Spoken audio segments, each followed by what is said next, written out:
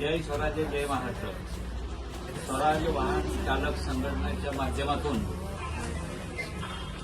आपल्या रहदारी रस्त्यावर आपल्या चालक लोकांना चोरांच्याकडून फार मोठ्या प्रमाणात तकलीफ होत आहे. तरी आपल्या संघटनेच्या वतीनं एक आपल्या संघटनेचे ध्येय म्हणून किंवा आपल्या संघटनेची समाजसेवा म्हणून आपण या चोर लोकांच्यावर किंवा चोरट्या लुटारूंच्यावर मोठ्या प्रमाणात कारवाई करावी किंवा कठीण कारवाई करावी अशी आमच्या संघटनेच्या वतीनं तुम्हाला विनंती आहे.